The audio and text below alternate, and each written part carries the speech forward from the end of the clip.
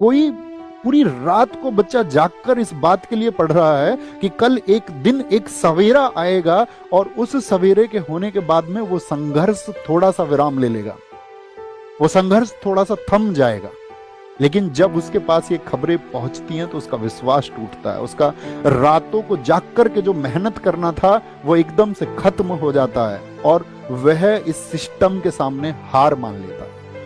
मेरा दोस्त, ये हार मानने का वक्त नहीं है। खुद से वादा करना कि अब क्रांति होगी और अब आंदोलन होगा और इस देश के हर घर से आवाज उठेगी और इस बात के लिए आवाज उठेगी कि हमारे साथ अब इनजस्टिस और नहीं हो सकता, हमारे साथ अब अन्याय और नहीं हो सकता है।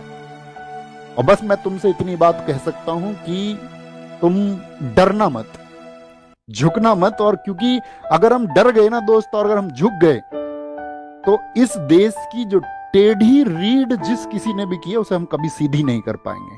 और ये छात्र वर्ग, ये जवान वर्ग जो इस देश की नेताओं के द्वारा जो या सिस्टम के द्वारा या खराब अधिकारियों के द्वारा, भ्रष्ट अधिकारियों के द्वारा जो टेढ़ी रीढ़ की जा रही है उसको हम सीधा करेंगे और मिलकर करेंगे। मैं व्यक्तिगत तौर पे कहूं कि मेरा जीवन तुम सबकी वजह से है। अगर अपना जीवन भी कुर्बान करना पड़ेगा इस व्यवस्था में बदलाव करने के लिए तो हम कर देंगे और बेझिझक कर देंगे, बिना किसी संकोच के, बिना डरे, बिना झुके कर देंगे। तो ये एक मूवमेंट होगा। हम आपको बता चुके हैं 31 को टीचर्स की मीटिंग होगी आपस में। सब टीचर्स आपस में डिसाइड करेंगे कि कैसे एक परफेक्ट वे पर चलना है ताकि आपकी चीजों में जो आवश्यक सुधार होने चाहिए वो कैसे किए जाएंगे।